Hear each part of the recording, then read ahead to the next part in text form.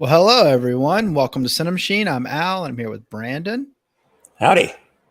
and I mean, Ryan. hello there. What do I say? Hello there. I don't know what you say anymore. I'm just kidding. I Who say you with? hello there. Ryan says howdy, so I said them both for both of us. Howdy, hello there. Yeah. So I left my hat downstairs tonight. So welcome to this nonsense. So Tony is here. what's up, Tony? Um, Tony, I'm impressed by Tony. He puts up a freaking video like every single day. It's kind of ridiculous. I mean, like in a good way, ridiculous in a good way. Like he really does make us look bad. So, but That's we're fine. glad. No, I mean, hey, stamina is awesome. We got some movie news tonight, and then we got some things we've been watching, some trailers, and we also have some movies that will be coming out this weekend. So, Yeah. do you want to tell everybody how they can find us before we get started? Sure. So much pressure. Yeah, you can find pretty much anything and everything CiNEMAChiNE related at cinemachinepod.com. There you'll be able to find links for our Instagram, Twitter, Facebook, Patreon. And then, as mentioned, we are on Patreon, CiNEMAChiNE Pod.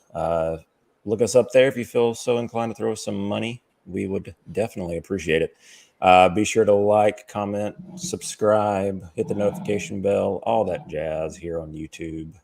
All that, I guess, helps us somehow. Ryan and Al know better than I do. So I just read the script. It helps us tremendously. It helps more viewers come, helps us open the discussion, also helps us eventually get open for monetization. Not my everything everywhere all at once, because they didn't like that I put clips of the trailer in there. I didn't have any sound, but they still got mad about it. So whatever. Yeah, some studios are more precious about that than others. Yeah, so if you haven't seen that, please do. I think like 12 people saw it. We've been getting like thousands of views on our videos lately. It's like 12 people saw that. So if you have watched it, I appreciate it. Yeah. Indeed. Anyway, all right. So Netflix, they're kind of shoveling money out of the boat right now. Their stock has fallen 35%, but overall, it's like $54 billion. And they're down like 65%. Lost a whopping 65%. Not just the stock, just overall as a company. That's insane. Now, a lot of people want to. What is the reason for this? Like all of a sudden, one day just plummet. Because I haven't been able to figure that out yet. So there's a few factors here that people are blaming, and it depends on, what you want to subscribe to. Okay, so you take your pick, because nobody's telling us, yes, that's the reason. There's just a bunch of hullabaloo in there. So this article on /film.com is partly blaming, hey, there's a fall off. Everybody's back at work and COVID's over, or to a certain degree anyway, over, and so on and so forth. So they're saying, of course, they're going to have a fall off. Okay. My opinion, that's not going to be the steep fall off that they've had. Now, if you want to go the political route, there are choices that they're saying that Netflix went broke. That's what a lot of people are saying. And then there's another, and I'm not saying that. I'm just saying this is what people are saying. Then there's another camp that says that people were mad because Netflix said, hey, we're coming after if you share your account. They're going to start doing that. So, plus, recently they had, this is my theory, they recently had a spike in cost as well. It went up to $15.50 or something like that a month. Yeah. Or I think it was like 13, and before that it was like 10 or whatever it was.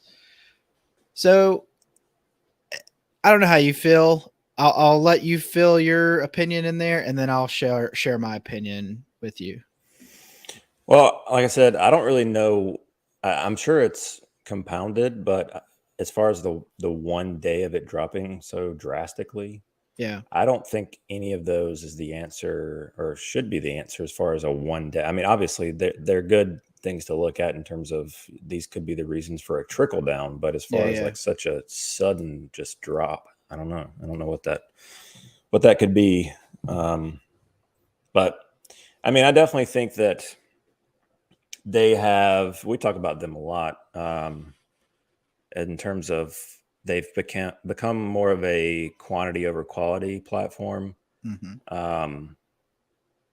And for some people, I'm sure that's just fine. But for people that are, having to make decisions on which streaming services they want to continue to pay for, Right. that definitely becomes a factor. And it has for me, for sure. They're not one of the top tier streaming services, in my opinion. No. And they definitely used to have a better selling point because they did have a lot of great shows. They didn't have as many movies back then. Yeah. But they did have a lot of good shows, and they still do have. There are still a few shows that come out that I enjoy. Movies, not as much, but and they also had a lot better content in terms of licensed content that they had from other studios. And now all those studios have their own streaming services, so you don't find those movies or shows or whatever on there. So Yeah, Tony said they let some of their original shows fall by the wayside. I agree. I didn't like what they did with Blindside, or was it Blindside? What was it? Always Blood. What was the freaking name of that show? Oh well, Old Brain. The one about the family in Florida that I like so much. Yeah, I can't think of it either. Good, there's Blood something, wasn't it? Yeah, it did have blood in the title. Kyle Chandler and Yeah, Ben y'all Mendelsohn. y'all talk. I'm gonna think about this. This is me now. This is my Let's just life. not know, man. Yeah, man. Let's just not know, man. What was it called? Bloodline. Bloodline. Did you look it up? Yeah. Son of a gun. Well, No, I didn't. Yeah. So I'm in alignment with you. Drew Barrymore. No, that was the Blood Santa Diet Clarita or Diet. the Santa Clarita Diet. I watched half a season of that, and I was like, I get it. I was just like done with it. I like Timothy. I watched that Olyphant. whole first season when I had the flu. So it was Yeah. good. It was a good flu. Yeah, binge. it's good for flu. But I think what they do come out second. They didn't come out the third season, did they? I don't know. I know they came out the continued second with one, it. right? So anyway, Bloodline is a great dramatic series. I think it's the best show that has been on Netflix, period. That's my opinion. Now, we know this is I enjoyed the change. first two seasons of Bloodline. The third one I couldn't finish. The third one is great. The ending of the show is fantastic. The next month it's all going to change. At the end of the month, Stranger Things coming out like Memorial Day weekend or something like that. So let me make a note because I want to come back to that. You go ahead. So that'll change. You have things like Jackass 4.5 coming over to Netflix next month. And next month. And you have more things coming, which we'll talk about Jackass 4 in a little while. Forever, or is it called Forever? Mm-hmm. So surprised they didn't put four FOUR ever. Yeah, well, it's not a Fast and the Furious movie.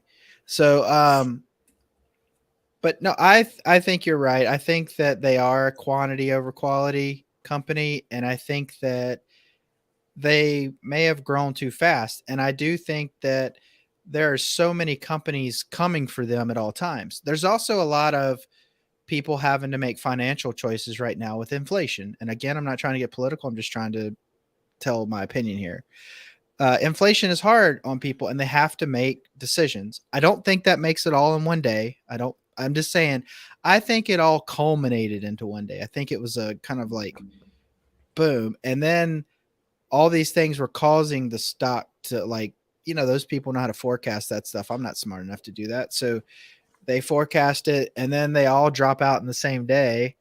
But I mean, the company itself, stock aside, the company itself is losing money like left and right, because they've made a bunch of bad decisions that nobody wants to watch a lot of these shows that they've put out, so they kind of do that thing where you throw spaghetti at the wall and see what sticks, and so they've kind of done that quite a bit, and it goes right back to quantity over quality. So I think that HBO Max, Amazon, and Hulu are probably the top 3 now, depending on what you want to watch. Criterion's one of my favorites, but I know it's not in the top. And then Peacock. I like Peacock as well, but I don't think it's in the top either. And I think Netflix, I think they rested on their laurels for some time. I think they honestly believed they were going to be able to just kind of float by. But some of the political decisions they've made lately have caused a lot of people to sour on Netflix to where they say they will never go back.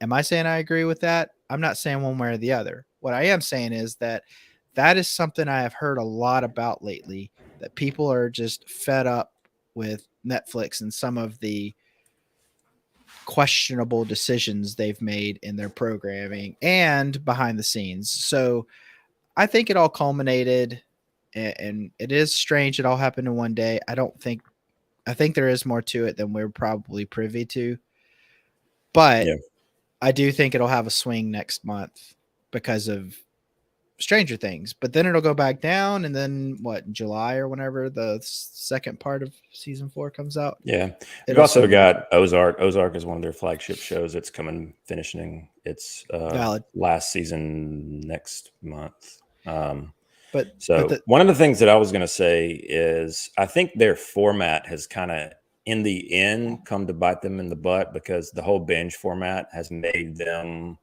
disposable in terms of and I think it's a problem that you see with them continuing more seasons of a show, because people are just ingesting these shows so quickly. Right. They don't have a very long amount of time to kind of catch on in the the cultural zeitgeist.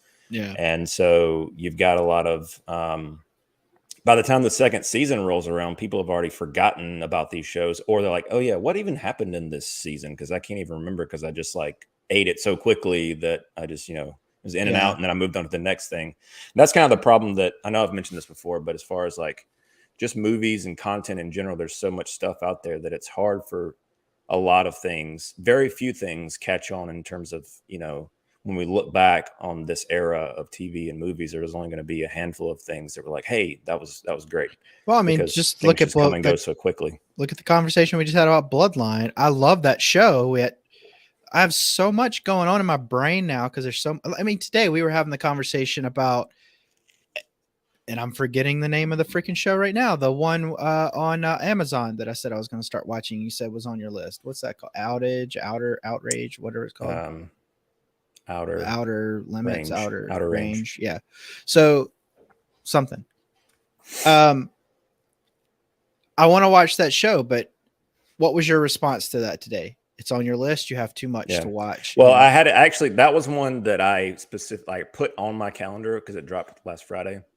Yeah. I put it on there, but we had started Severance, so I want to get through Severance before I start it. But it's next. It's coming up right after. And it does release weekly. So and that's the thing. You see all the other platforms are still doing, a lot of them started doing the binge thing, kind of mimicking Netflix's kind of strategy, but then they realized, hey, we need to kind of trickle people along if we have a good enough show to do that. And so a lot of them are starting to they'll do cluster releases, 2 or 3 episodes at a time per week. Mm-hmm. But then you got HBO's kind of always been consistent with, for the most part, HBO Max has done some cluster releases, but for the most part, they've maintained that weekly release, which is good because I prefer that. Honestly, I like to have Sunday nights is this night for this show or whatever it is, and instead of just binging through. And And it also gives those, if the shows are good enough, it gives those shows to kind of become water cooler conversation in the weeks between. So I think you missed that a lot with Netflix because you don't know where everybody else is in the show. You don't want to spoil things. And that becomes a problem. Which I think they're seeing that with Stranger Things and Ozark and things. They're like, all right, we're kind of sticking to this binge thing, but we're going to cut it in half and release it in 2 sections to give it a little more brevity. I honestly think here's to your point. Here's the problem with that for Netflix is after these, and these are legacy shows at this point for Netflix. You know, they've been there for a few years. Ozark, maybe not as much so, but it's been there for a couple years. But really, the shows that people tuned in to Netflix for are going away. And if people are only coming back for those few shows, you know, if people kind of tune out, because we were talking about how too much on our plate, we want to watch stuff, but there's too much on our plate and blah, blah, blah, blah. And by the time I get to where I watch Outer Range, they're probably going to be 3 or 4 weeks in, to be flat out honest. Yeah. And I'll give some reasons why later when we talk about upcoming movies. But the thing is that, I mean, you have to live life. You can't just sit around and watch shows, number one. Number two, there is an abundance coming out every single day now. And the elephant in the room is still YouTube. People watch YouTube more than they watch movies and or TV shows now. So people like bites and TikTok. I mean, the younger generation's watching, small doses of TikTok here and there, large doses of small entertainment and short entertainment on TikTok. So there's a lot going on. So, I honestly believe that it's going to be hard for Netflix they're going to have to do something drastic. They're going to have to change their model like we're talking about. They're going to have to follow some of these other big ones. But I do see this as a trend. I think this is going to happen to more and more of these streaming platforms because so many of them, like for instance, Paramount Plus. Okay. We'll talk about it later, but I watched a movie on there and I thought, I'll go through here and look and see if there's anything on here. Not one other thing on there there's very little on there to begin with, but there's nothing else on there that I really wanted to watch. I'm not a Star Trek guy, so I'm not going to watch that. The Halo show, I honestly don't care about. And I was even contemplating watching the new Scream movie, but I was like, I haven't seen any of them since Scream 2, so there's no point in me watching this. So it's just one of those things that Apple TV is having a hard time catching up because I'll be honest with you, until Severance came along, I really had no desire to go over there. I watched the Beastie Boys movie and then Severance. I think that's all I've watched on there. So, and I don't even, I used a friend's account. So they do have a few shows that I enjoy and a few features that Coda was really good. I'm sure there's others that I've watched on there that I can't think of now. There's a couple I want to see. I want to see the Bill Murray, Rashida Jones movie. I forget the name of it now. And then I want to see that movie and I want to see Coda. But it's good. I can't think of much else I want to see. I don't want to see the Beatles thing. I'm not a Beatles fan. Calm down. And then I don't care anything about, Jason Momoa or anything like that. And he had a show on there, I know. And then those Tom Hanks movies, the dad movies, Finch. And Greyhound. And they're coming out with Greyhound 2, right? So they just don't interest me. Now, apparently Greyhound made an impression. So a lot of people, they have baseball on there now, but I hear it's pretty poor. I hear it's pretty bad. Baseball is bad. Boomer Esiason, I think it was, quoted, "It's unwatchable." On Apple TV because their commentary is about anything but baseball. So anyway, I think this is going to happen more and more to these companies is my point. And I don't think these companies will go out of business necessarily. But I do think they're going to show some desperate measures. Netflix needs to cut their prices. They did themselves a big disservice by spending all this money on all this content that nobody wants to watch. Like, it's very little that people actually want to watch. And I can't imagine Ozark costing that much except for the cast, you know? Yeah. So, no, that's true. But that show's ending. So, yeah, good question. I wonder if the theater business has picked up. Let's talk about a story about that. So, Fantastic Beasts, the story of Dumbledore, has lowest opening weekend in Harry Potter franchise. The story of Dumbledore. Oh, the Secrets. Sorry, Secrets of Story. Same thing.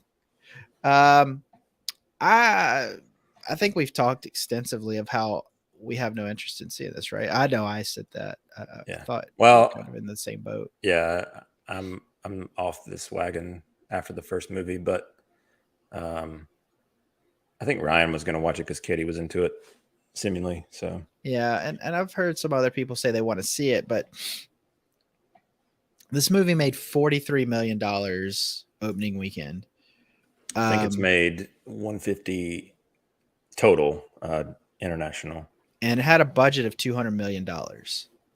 Yeah. So we talked about this briefly on Cape Cast, but it just has felt like there's a number of reasons that you could look at for this one, but just like looking at the movie, like outside of the drama within the movie itself, and I think the drama within the movie is very like bubbly when it comes to people that even know about that kind of stuff, whether it's the Depp stuff or the Ezra Miller, whatever it is. Like, I think it's a very small percentage that care. Yeah, I don't think that's. I think people just don't care. About I think this. There's just not been. It hasn't sunk its teeth into people, and like I said this on Tuesday, but there's not really with the Potter stuff. It was very whimsical and it was lighthearted for them. I mean, it was dark too towards the end, but you had a lot of like. It was more magical, essentially. Like it was.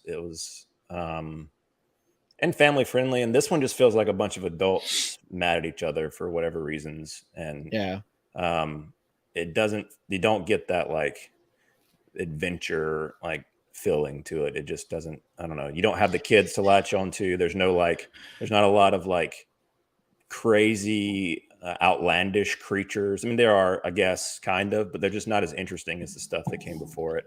Well, the Hogwarts element is to me the selling point. And that's, you can see that they're like, all right, we got to get back to Hogwarts. So they like derailed after the second movie because this movie's been pushed back for a while. And so, well, today we turned on the first Harry Potter because of you and a friend came over to my house and he had never seen it before. And I was like, say what? So we turned it on and I was glued to it as soon as we turned it on, you know. I can watch those movies time and time again. However, these movies just honestly to me, like you're saying, they don't have the magic. They just feel like blatantly feel like money grabs to me. Yeah. They and it a just lot of that feel like they put the star cast together. David Yates doing so many Potter movies at the end, and just they need a fresh set of eyes. Somebody that can like bring something new and Jeremy that can be Saulnier. detached. Yeah, I agree. Yeah. I mean, really anybody. I just feel like David Lynch, Fantastic Beast. Yeah, but it's also source material. You had such great source material with the books for the Potter stuff, and then trying to capture lightning in a bottle with this new. What'd you say? You read those, right? Yeah, they were great. I mean, I love their page turners. Favorite books ever. Yeah. But you can. I mean, even though I didn't read them, you can just by the nature of adapting you had a great blueprint to go by for those Yeah, yeah. movies.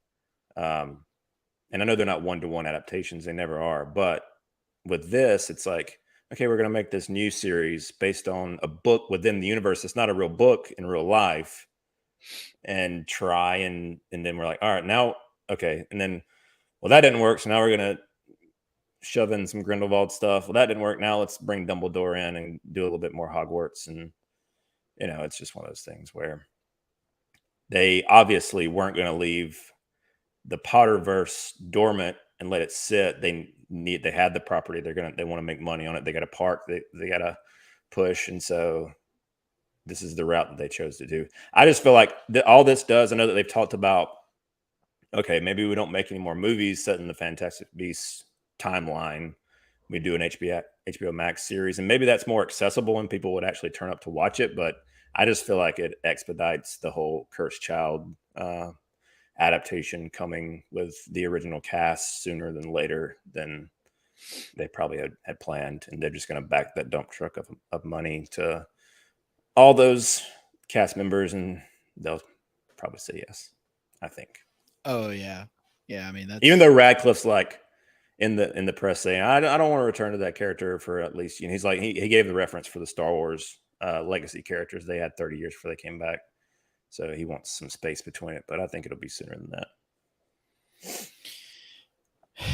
Yeah, I mean, he's had a pretty active career, but I think that the other cast, I mean, what's the Hermione girl's name? What's her name? Emma Watson. Yeah. I mean, she kind of took herself out of doing movies for a little while. Yeah. She almost left the Potter franchise. Yeah, okay. Yeah, because of just the overwhelmingness of it. Yeah.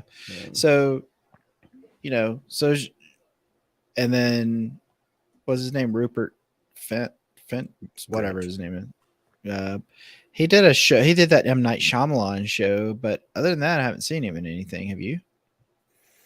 That was really the only thing that I've seen him in recently. I know that right after Potter, he did that CBGB movie with. Yeah, so that didn't get him. Yeah, that didn't get a whole lot of biscuits in the cupboard. So all right, so this is something. There's something else out there they're trying to reboot, that they're trying to bring back. I don't know if you were a fan of this, but the Leprechaun horror franchise is ready for its comeback as Lionsgate eyes a reboot.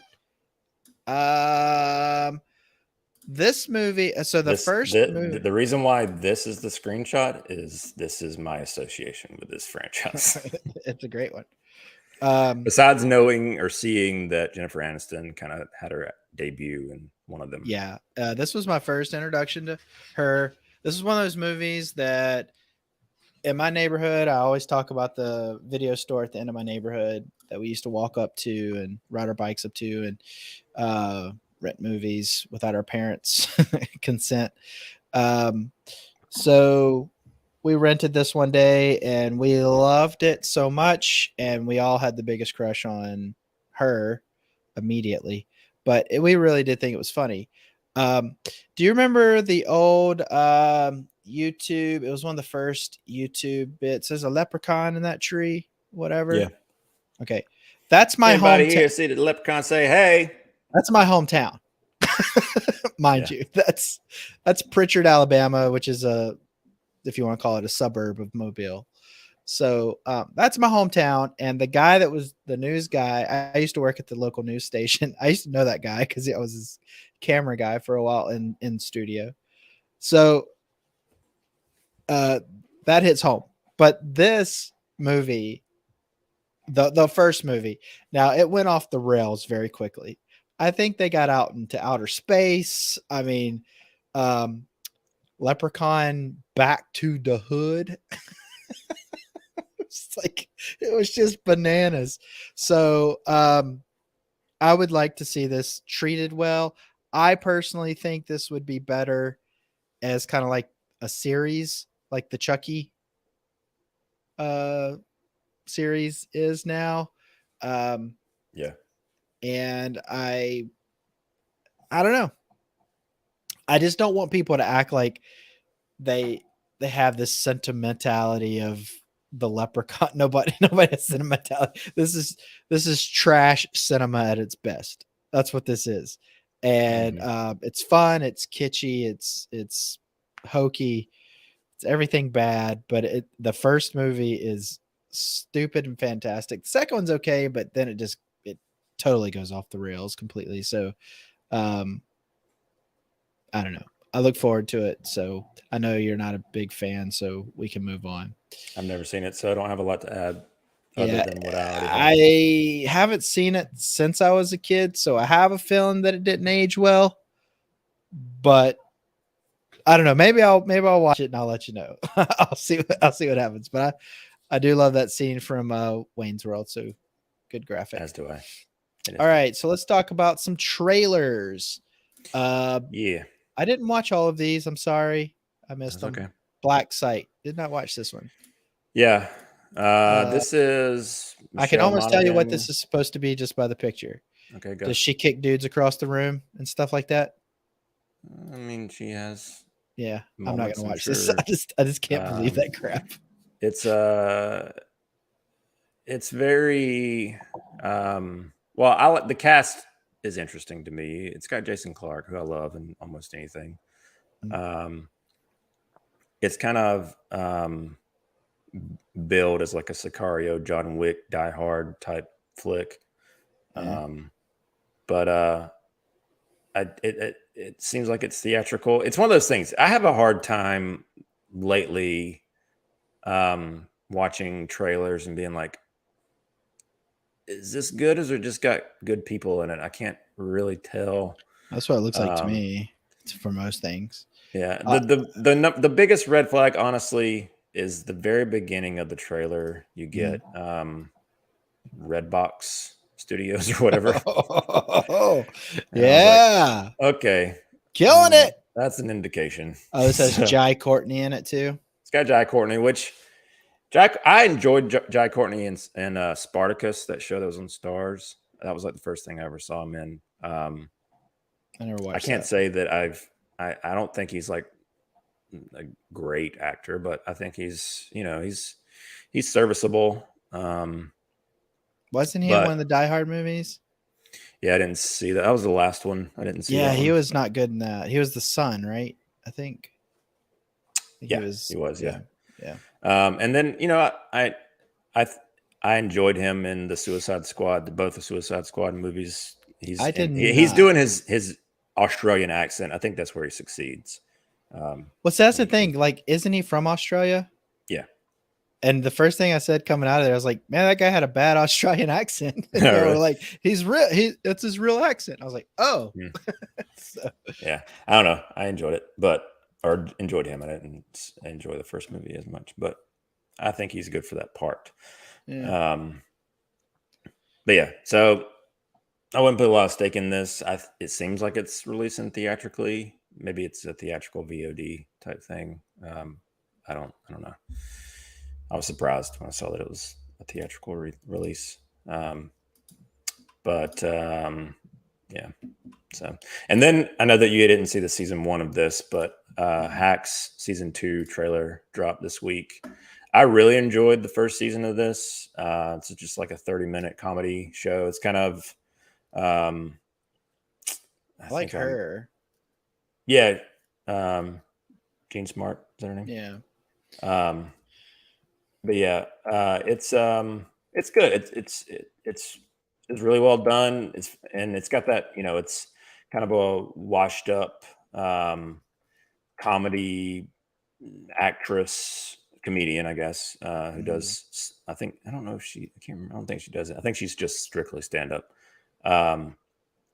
But is she supposed to be like a Phyllis Diller type or something like that? Almost like a Debbie Reynolds kind of took to, except for like doing comedy instead of singing, I guess. Okay. She or like a Joan Rivers or something, but has like residency in Las Vegas and is trying to stay relevant. And they hired this Hollywood writer, to come and like punch up her jokes. And it's like a kind of like a what you call it? What are those? I don't remember this genre.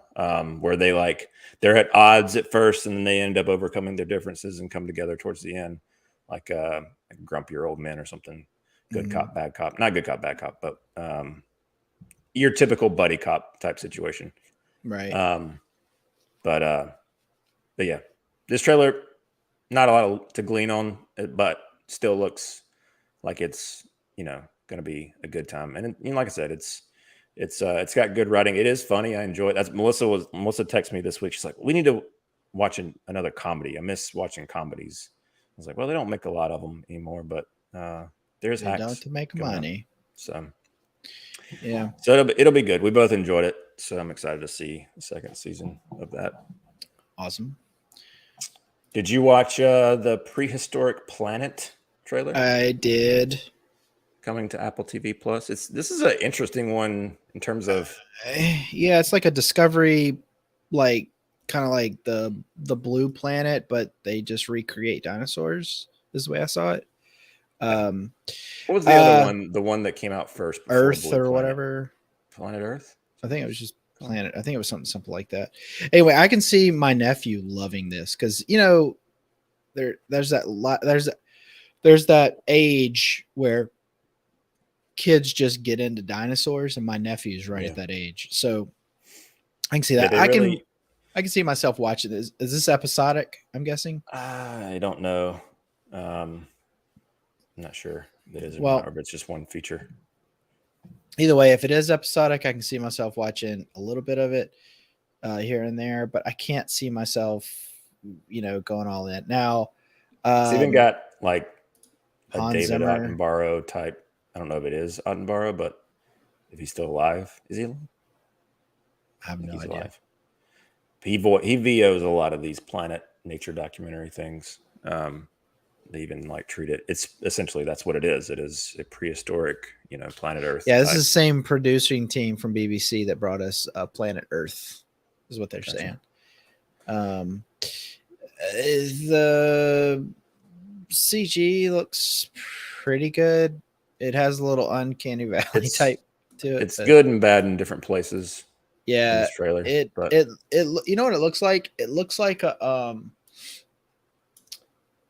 like if you're going on like a secondhand theme park ride and they have the introductory video as you're walking up the line or something like that. That's what it feels like. It doesn't feel like a Universal or a Disney kind of production, but yeah, some of it was like, this is actually pretty good. Some of the pterodactyl looks cool, and that was good. So it has its moments, but hey, they're smart for doing it right before Jurassic Park comes out. Yeah. So for sure. I think kids will love this. I think a lot of adults will love this, but I do think this will be something that kids gravitate towards more than adults, and I think that's okay.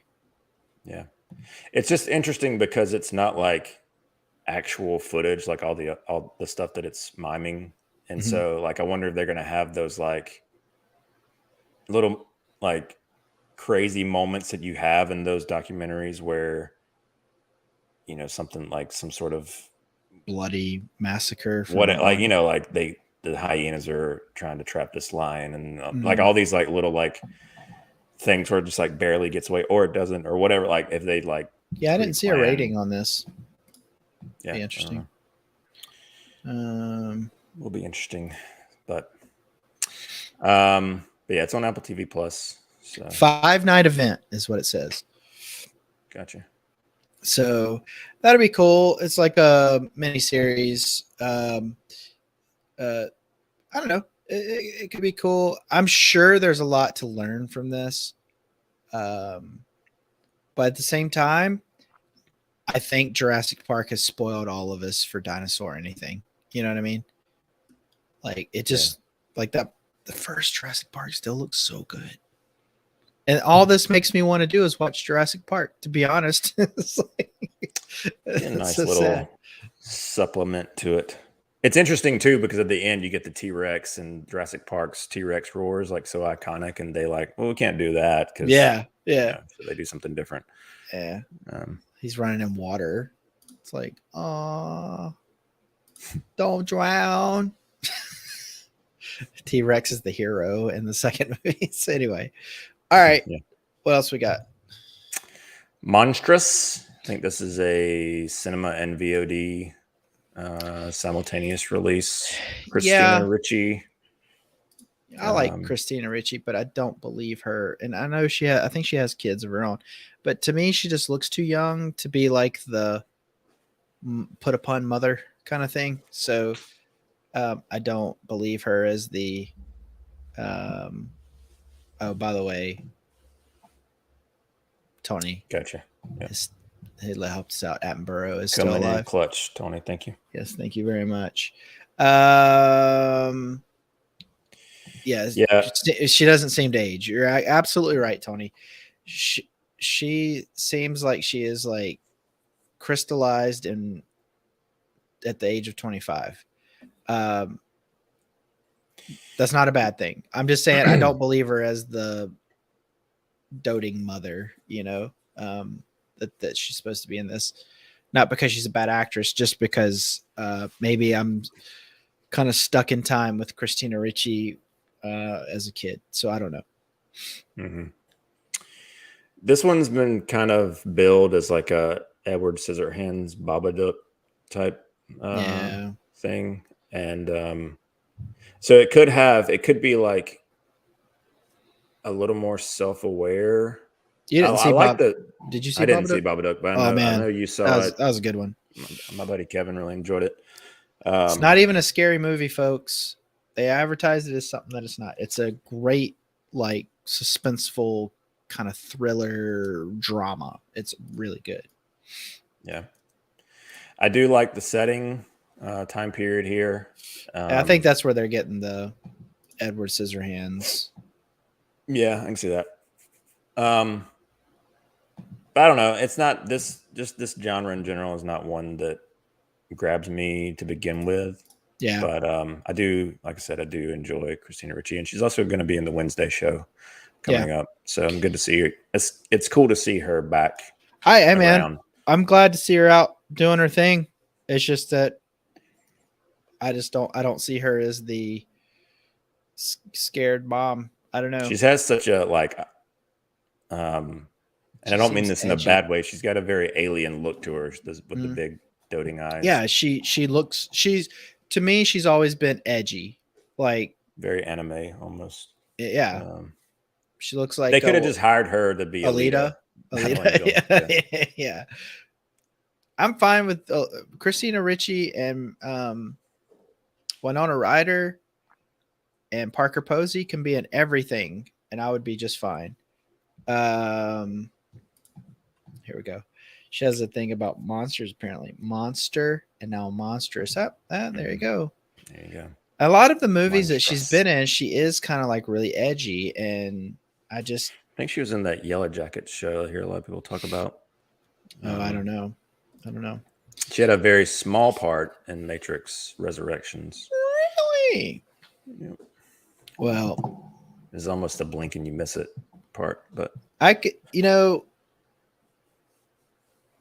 don't think she should be like in romantic comedies or something, but she could be in like those biting kind of romantic movies where she's kind of like not like the Lifetime or the Christmas movies like Hallmark or whatever. I'm talking about like the one where she's kind of like the girl that has everything to lose by getting in a relationship or whatever, or she's kind of like the BA chick or whatever, I just see her as much edgier than this movie is having her be. So that's my own cross to bear. So yeah, whatever. Indeed. We'll see. Did you happen to watch the Lightyear trailer? Yeah, I have no interest. I saw the teaser or whatever. I have no interest in this. I saw the poster the other day at the movie theater, and I'm just kind of like, I don't want to see it at all. Like, I actively want to avoid this movie. Weird. I do like the premise of this, in terms of like the movie within a movie type angle, where it's this is the actual, guy that the Buzz Lightyear toy was based on, kind of like a Buzz Aldrin type. Yeah. If they were to make a movie about that, and this is that, whatever. So I do dig that premise, and like every Pixar thing, it looks very well made. Animation is great. It's awesome to see the evolution from. If you go back and watch the first Toy Story, it is like, this looks awful. Yeah. The first one, the second one is a big leap. Yeah. Well, it was also like 4 or dated. 5 years later, right? Yeah.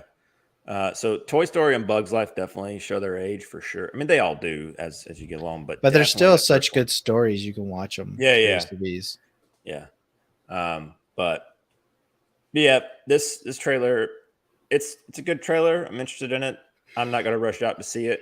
If it was like Disney, Pixar lately has been like Disney Plus fare.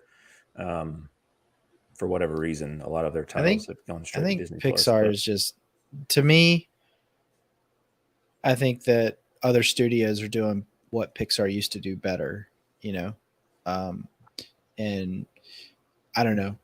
I think Pixar has kind of lost, like a lot of the directors and writers and all that were so prevalent with Pixar up front in the beginning are no longer there, for whatever reasons. Wow.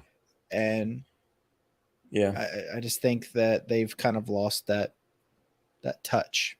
So it's one of those things too, where they were the staple when it comes to like 3D Netflix. Animation, and then they got put in held in such high regard that it was inevitable. It became impossible for them to maintain that. But yeah, we'll see. Mm-hmm. I won't rush out to see it again, but like I said, I do want to see it at some point. And then you sent this trailer, which I actually already had on the list, but I'll give you credit. This has potential, I believe. What do you think my problem with this is? The beards. No, well, the beard is bad. It's a very, very bad fake beard. I don't know. What's your problem with it? Well, at least the trailer. I love the trailer. Like what they're pushing with this looks awesome. Looks bonkers, crazy. At least in trailer form, it does. It's so kinetic and fast paced with this trailer and so dialogue driven. I could not pay attention to anything that was going on. I just had to watch the trailer without reading because I couldn't see what they were showing me because of the dialogue being so just nonstop. So I don't really know what the story's going to be, but the visuals look cool. Accents. It's not accents. It's French. It's a different language. Well, I'm just saying, language in general.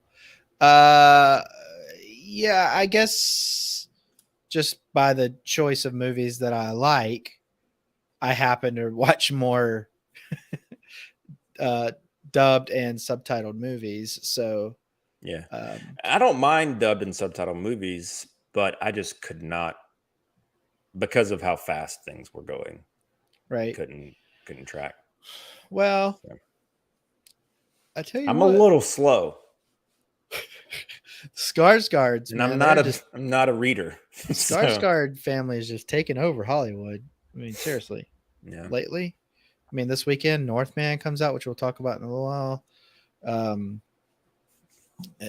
we just announced that Bill Skarsgård's going to be the freaking Crow, and I don't think we announced it. It was on the dot, but we didn't talk about it. But yes, we threw it in. We kind of we just mentioned it. We didn't do a whole story on it. But anyway, I mentioned it the week I did the show by myself, I think. Tomato, potato.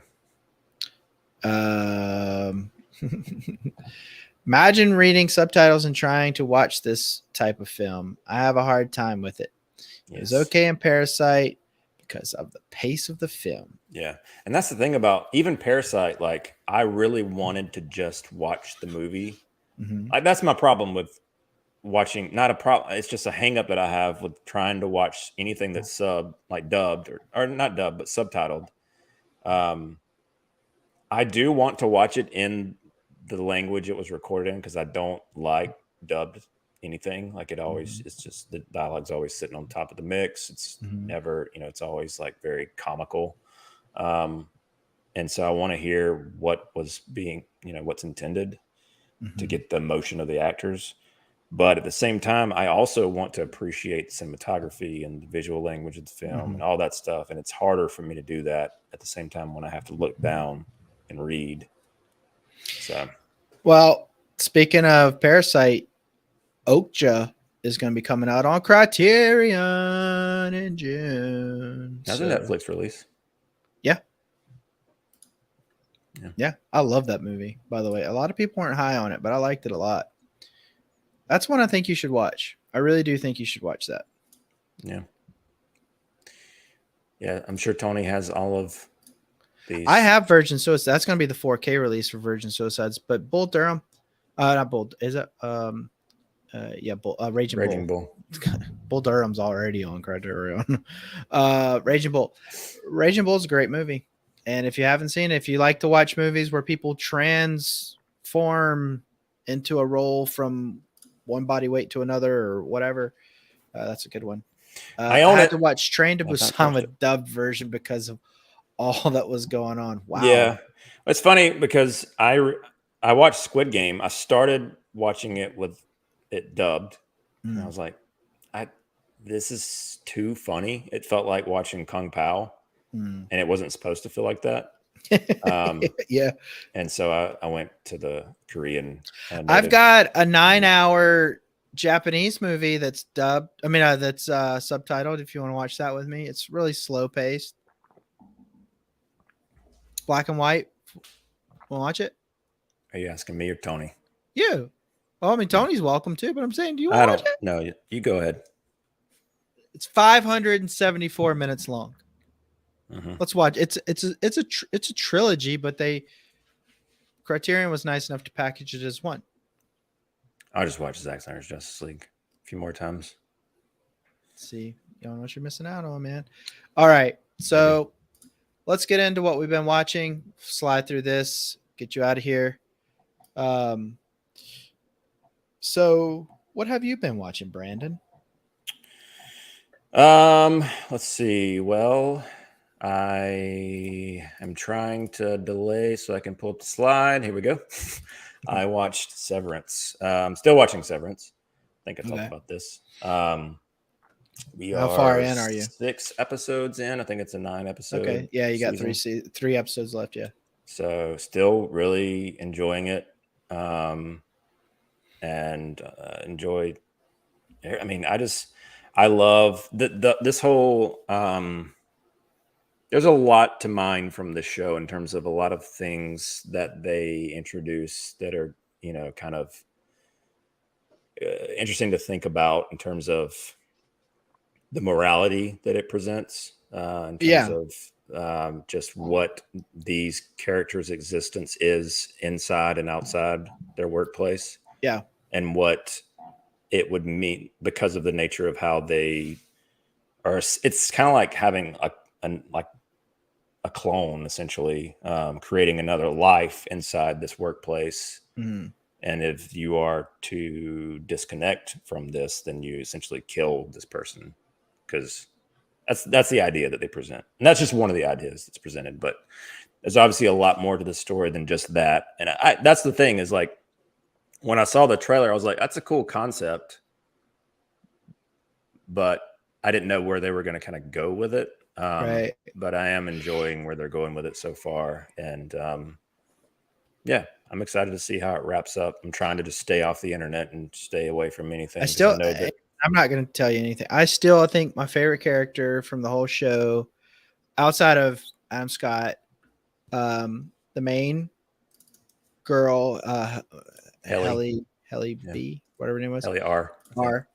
And the sister. I loved the sister. For whatever reason, she's not in the show a whole lot, but I really liked that performance. And really hated Patricia Arquette. Really hated her, and the Dylan character, or is that his name? Is that the character's name? Yeah, Dylan. Yeah, he was. He's fine. I don't mind him. Awful. Patricia Arquette's character, I think you're supposed to not like her. No, I'm talking about I hate her choice for the character, like the voice and everything. I hate it so much. Gotcha. Yeah, it's I don't know. Yeah, I mean, the rest of the cast good. I mean, John Leguizamo, John Turturro. John Turturro. One of the Johns. John Turturro, always great. Definitely a more quirky Turturro character. What's Patricia Arquette's like second in command? What's his name in the show? The guy that dances and stuff. I haven't got to where. The psychologist, the HR lady. Yeah, I like her too. I thought she was good. Yeah. It's. I mean, all around, it's. Milchick is the person you're talking about. Yeah. I thought he was pretty good. Pretty good. He has to switch. Christopher Walken's not in it enough. He's just Christopher Walken, if you ask me. Which is good. I mean, Adam Scott just sells the show, and I'm not going to say too much more because I don't want to ruin it for anybody. I do think the reveal, in the show period is pretty good, but it does leave a lot. But I just don't see. I'm gonna keep saying it. I just don't see them having three. If they do have 3 seasons, I don't think many people will tune in halfway through the 3rd season because, I just don't see that. You're gonna have if you try to water that story down by going too long, you're gonna hurt yourself, in my opinion. So, I can't speak on that yet, but I am enjoying it so far. So, okay. I would. So far, 6 episodes, 3 left. I would definitely recommend it. It's one of those appointment viewing.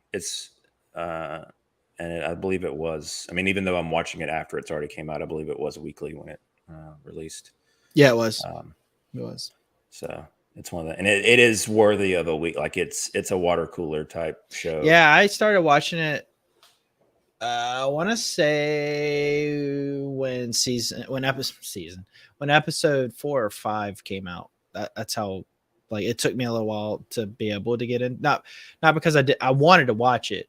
I actively was seeking it out, but I just didn't have time when it first came out. So it's another example, a great example of that lo-fi sci-fi type show where it doesn't seem like it's got a huge budget, but like just the nature of this office space and with this labyrinth of an office space and all the like, just very like the color palette is very simple, lots of whites and greens, like muted greens, and just really cool.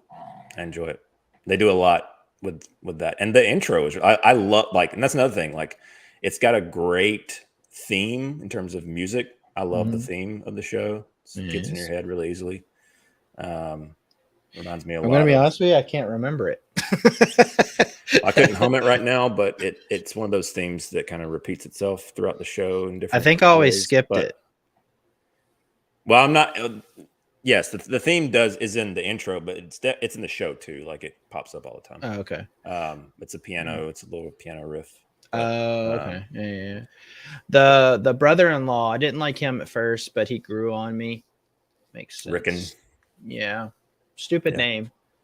It's a Game of Thrones name. That's the only place I've heard it. But anyway. All right. What else you been watching?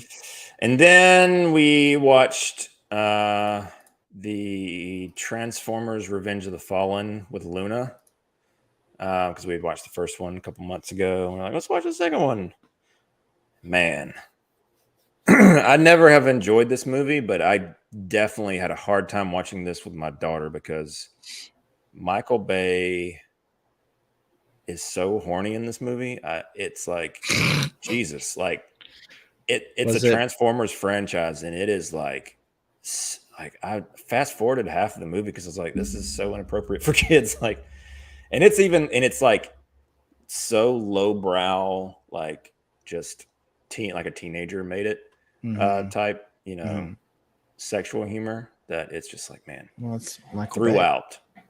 Yeah, but I don't know. I feel like some of his others, like it's also compiled with you. I don't know if you've seen any of these movies, but the first one had some of that in it. 20 minutes of the first one, maybe. The first one had a little bit of that, but it was like kind of reined back. It wasn't anything where I had to like fast forward through anything when we watched it. Yeah. So is this the second one?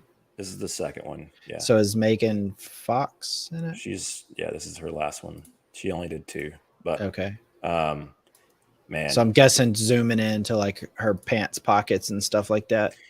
A lot of just there's some other supermodel that is like very seductive and like tries to, and she has this like, she's a robot and she has this like robot tail that comes out of her dress very seductively and like just very, very crude. And again, it's one of those things where you watch it as a teenager or an adult or whatever, a lot of that stuff just like kind of goes over you and it doesn't, affect you as much. You don't think about it. But when you watch it with your 8-year-old kid, I'm like, God, this is like, I want to, because it's a Transformers movie. It should be kid oriented. It shouldn't be. And I think that's where, like, when you get to like, when they kind of moved away from Bay and had Travis Knight come in and do Bumblebee, they got back to that family oriented version. And they're doing another one. Rise of the Beast or something would be, I can't remember what it's called, but they're making another Transformers movie. Yeah, different director. So, well, I mean, Paramount. It's their. That's their. That's like one of their only properties they have. So, okay. So yeah, I've never really liked this movie just in general, but definitely was like, man, this is rough for many reasons, but I do enjoy the third one, and then I kind of check out. Besides Bumblebee, Bumblebee was fun. Tony said, "Yeah, I like Bumblebee. I like Travis Knight. Travis Knight owns Leica Studios, so all the stop motion, and he has directed a lot of Leica stuff. And so, I was excited when he got tapped to do that movie, and it is good. It's a good little family movie. It's more in line with the type of movie that I would show my kid. Which it should be for that property. So grow up, Michael Bay. Come on. Yeah. Do you think there's going to be allegations in the near future on him? There's been allegations in terms of, have there? not maybe not sexual allegations, but just that he's like kind of Megan Fox called him a Nazi. And so that was a big deal. Yeah, he seems like a nightmare. That's why she didn't return for the third one, because she called him a Nazi. And then she was in Ninja Turtles. But he didn't direct that. That was seemingly like kind of an olive branch, I guess. Yeah. He did produce it, but all right. Anything else? That's all for me. All right. So I watched a show. It's an older show called You're the Worst. Don't know what I like. Aya Cash. I like her. I like her just fine. And I remembered watching an episode or two of this back in the day, and I didn't think it was terrible, but at the same time, I wasn't in the mood to watch it when it originally aired. So I decided maybe I'll pick it back up. And I tend to like romantic comedies just fine, like the good ones, like the When Harry Met Sally's and stuff like that. Not all of them. And this really is kind of like turning a romantic comedy on its ear for a season and a half out of 5 seasons. And then what they do is they have these terrible characters. Okay, let's take a show like Always Sunny, Philadelphia. Okay, those characters are terrible. They have no redeeming factors whatsoever, but they keep it funny and they never try to get you to feel sorry for those characters. What they did in the middle of season 2, maybe even earlier in season 2, but it was a lot of tears and feel sorry for this character and stuff like that. And you can't do that if you want people to continue to excuse away the terrible things these people are doing. This show is all about debauchery, which fine, whatever. The show is about everything terrible that human beings can do to one another in relationships. And I'm not talking about just like breaking up and stuff. This was just like self-destruction, the show. So I was like, there has to be a redeeming factor here. Maybe the season 2, maybe at the time, because I think this show debuted in 2014. And I think so, if I'm not mistaken. And I know it had like a little bit of a cult following. It was on FX. And I immediately text you and Ryan, hey, you guys might want to check out this show. It's, it's really turning romantic comedies on their ear. You might be able to watch it with your wives. And then I had to immediately retract my statement. Issued the retraction. Yeah. Yeah. But I watched the whole 5 seasons in like a week. And I really enjoyed the best friend character, the guy best friend. I really enjoyed him. I enjoyed the 2 main characters for about a season. And then I was just like, why would human beings do this to one another? Like, I just thought it was despicable, the things they were doing to one another. And it's not like It's Always Sunny to where everybody's despicable and there's, they try to get you to feel sorrow for these people. And so I wanted to see how this show ended without fast forwarding. They took some of the other characters and then anybody that had like a good story, like they were like a relatively good person, they made them into a terrible person. And I don't know, man. It was just, maybe I don't see myself as a prude. I watch pretty like crazy stuff. But I just felt like this was asking a lot of the audience to feel sorry for these characters after you see some of the stuff they do. And it's like, I can't feel. And so I watched all the way through. I watched the final episode. Of course, I watched every episode. I watched the final episode and I honestly felt that they could have skipped 2.5 seasons because, and I don't want to spoil it if anybody wants to watch this. I do suggest, if you're going to watch this show, watch the first season and a half and then randomly pick up in the middle of another season and you'll see, like, watch 2 episodes in the middle of like season 3 or whatever you want to do. And then watch the last 2 episodes and you'll be fine. You'll get the whole story. You won't miss anything because a lot of repetition in this show, a lot of just banging the same drum over and over and over. Aya Cash was in a show that I used to like. It was a dead on arrival sitcom called Traffic Lights, I think. It had what's his name? Brian Denman from The Office. And the guy that was the IT guy on The Office. And the IT guy was Aya Cash's husband on the show.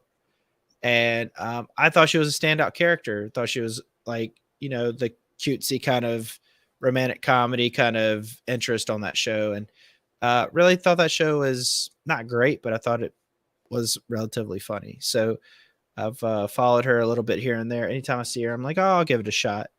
And she's a pretty good actress. But I think that a lot of this show is just trying to be raunchy just to be raunchy. Later on, Tony, thanks for tuning in, man. So yeah, I like Aya Cash, and she was in season 2 of The Boys. She was good in that. Yeah. And then I watched a movie called Jackass Forever. This movie, as did I don't think I've talked about it yet. This movie's hilarious. There's a lot of fun. It's not as good as the first couple, but it's because here's the thing, you can tell they're kind of taking it easy on the older guys, like for a little while. Except for Johnny Knoxville got rocked by the bull, man. Yeah. but there were some pretty good stunts. But they did a lot of repeat stunts in this as well, like nostalgia kind of things. So hey, it's Nani What's up, G. Nani? How you doing? So I really did enjoy this. I enjoyed some of the bits that they left out and some of the flashbacks they did in the credits, which I'm guessing will be in 4.5, some of them. But Yeah. the one thing that I thought was funny is that Johnny Knox, I don't know if you noticed this, but Johnny Knoxville has black hair in some of the movie and he has stark white hair in the rest of the movie. So he's obviously, and then he's like got a bald spot and he's like, don't show the bald spot. So they come up with a spray can and spray his hair. Yeah. But like Steve-O, it's good to see him just sober and living a good life. Bam Margera is in this movie, but they don't speak about it. He just happens to be in a scene that they obviously he's on the conveyor belt scene. The marching band. Yeah. Yeah, if you watch, you can see him smashed up against that door. Huh, I didn't notice it. Yeah. But they don't mention him. Yeah, I know that he's at all. Apparently he dropped that lawsuit. Well, that's smart. Week. Yeah, I hope he does find health and I hope he finds wellness soon because I really liked Bam back in the day. But really, like Ryan Dunn is dead now and so on and so forth. It's really a surprise more of these guys aren't dead just from the stunts they do. But yeah, the gags were funny. Some of the new people were good. Poopies. I forget the female's name. She was in a couple bits here and there. She was good. The scorpion bit was hard to watch. The scene that stole the show for me, like the opening of I won't say what it is, but the dinosaur Godzilla kind of thing. Yeah. Opening is I funny. had that spoiled for me going into it. It would have been a better. Melissa did not have it spoiled. Oh, so she was very surprised. What'd she think? Well, you can imagine. Yeah. Please tell me she's never watched Jackass anything. Whoa! She thought that Johnny Knoxville and Steve-O were the same person. So, well, I was surprised that she stuck around for the entire movie, honestly. But she had fun with it. So, yeah, I think it's just good, stupid fun. And the other day, I just needed a mindless movie. I had kind of like it wasn't like a heavy day, like I was sad or anything. It was just a heavy day. I had a lot to do. Didn't really have much brain capacity to really take in something. And I was like, oh yeah, you got the Paramount Plus and gave me the sign in, and I watched this and I enjoyed every minute of it. So yeah, I highly suggest this movie, and it kind of makes me want to go back and watch the other ones again. So yeah, well, now that's on Paramount Plus. I did notice that. That's right. But so it's interesting that 4.5 is going to Netflix. Yeah, that is very interesting. So I don't know what that's all about, but I don't think I've ever watched any of the 0.5 ones. I don't know if I have either. I didn't watch the Bad Grandpa movie. That's a good one. I haven't really seen that. That scene where that's on the trailer where they catapult him into the ceiling of the furniture store. Mm-hmm. Those people's reaction at the end in the credits when they're like, "Oh, this was a stunt, man! Y'all crazy!" Like I love just watching. I would watch a whole movie of just. They do that kind of again in a furniture store in this one with Knoxville. Or no, it's the big guy, the big new guy with all the tattoos. Yeah. He's like on a scissor lift. Scissor lift, yeah.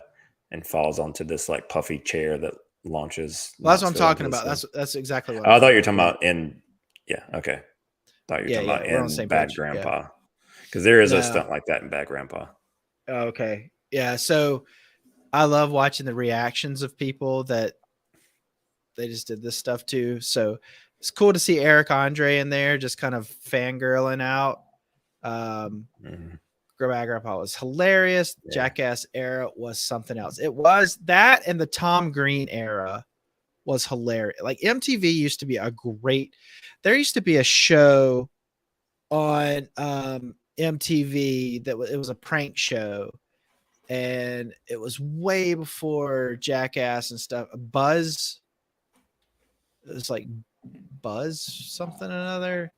Hang on, I gotta find this, and then I'll let everybody stop being my Buzzkill.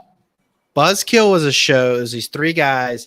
It was hilarious, and I just thought that show was hilarious. So if you ever get a chance, go check out Buzzkill on MTV. Anyway, all right, we'll move on. We've got a couple movies coming out this weekend.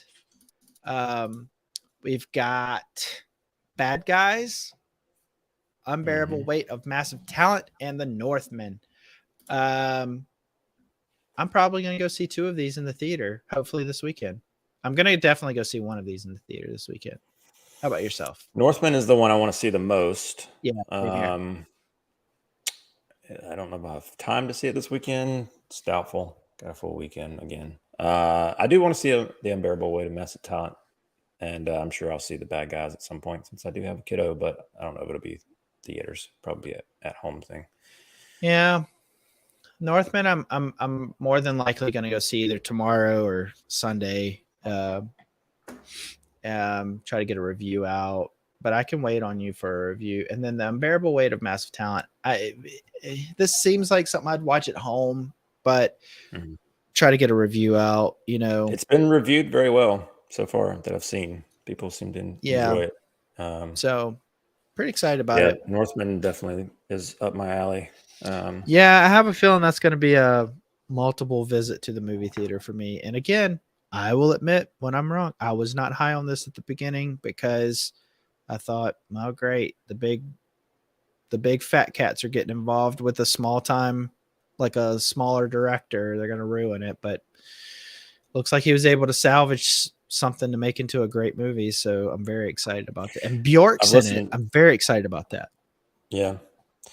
I've listened to a few interviews with him recently. That's got me really excited just hearing him talk about this movie and the making of it and some of the choices that he made. Is he still apologizing? No. Well, all right. Yeah. And then The Bad Guys has our favorite Sam Rockwell in the lead. So that's a plus. I love Sam Rockwell. I have no interest in seeing that movie, but I will see most anything with Sam Rockwell.